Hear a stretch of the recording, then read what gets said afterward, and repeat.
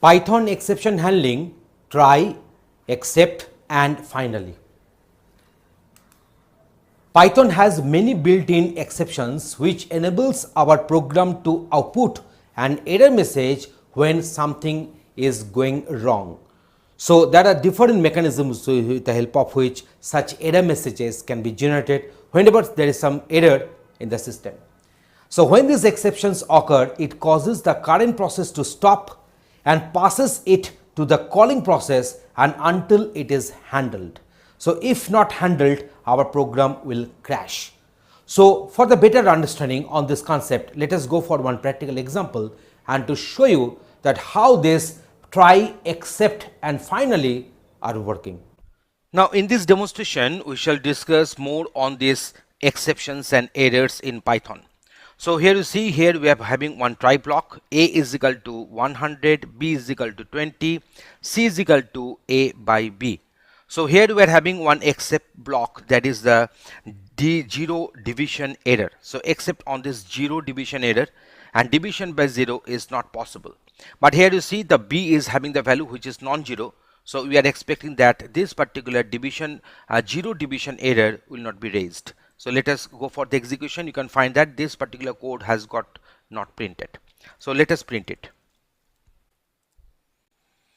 So now if I go on executing, we can find that this 100 by 20 is equal to 5.0. So it is giving the output because there is no error has occurred. But if I make this one, as 0, then obviously the division by 0 is not possible. That means the control is coming directly from this particular line to this except block, and this particular statement is getting printed, which is written under the except zero division error block. So now you can find that whenever one exception is occurring, then from that line the control is coming directly to the respective except block, and the rest part of the code in the try block will remain unreachable and unexecuted. So let us suppose I'm just writing this one in this way.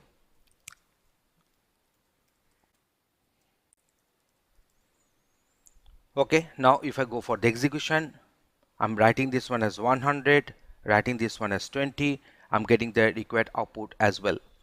So now if I go for the execution, you can find that I'm giving the value ABC and giving the value, you see, whenever I'm writing this value ABC, I'm giving the value ABC, it cannot be converted to the integer using the type conversion method, that is int.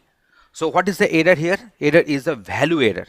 So that's why I can also go for the value error here. So now I can raise here. So I'm writing one except.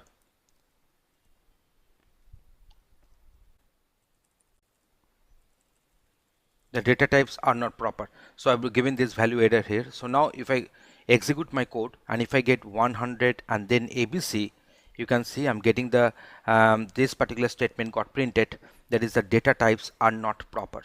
So if I execute and if I put ABC at the first, then also it is this particular value error will be caught here. So you see, whenever you are performing this conversion to integer, and whenever I'm giving the input string as ABC cannot be converted to integer. So that's why the data types are not proper. This particular statement is getting printed because the control is coming directly to this except value error. So it is not going for this zero division error because that exception, that error is not happening. So let us go for say another one. Say I'm going for say I want to have one restriction on this A. So I'm just writing this one. If A is below this 0, that means if A is negative, then I shall have one raise, say I'm going for say a name error, say type error. Okay, so I'm just writing this one, raise type error. So here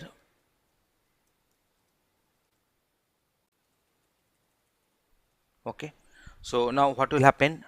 See, I'm putting the value 100, I'm putting the value 20, it is giving me the outcome.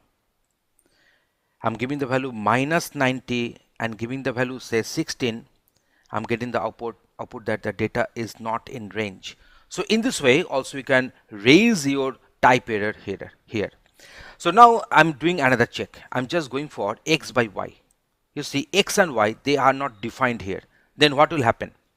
If I go on executing, it is asking for the value, so let me give the values. And now it is raising one error, that is the name error. It is raising one error, that is the X is not defined. So that means I should go for another one, that is the name error. So data items are not defined, so that is my respective block I have written, print data items are not defined. So now if I go on executing, so these values I'm providing, no issues, but it is producing the control is coming to this except name error, and this particular statement is getting printed that the data items are not defined. So in this way, in this particular demonstration, you can find that one try block can be followed by multiple except blocks, and depending upon the error type which will be raised within the try block, accordingly the respective except block will be executed, and rest part of the try block will remain unreachable and unexecuted. Thanks for watching this video.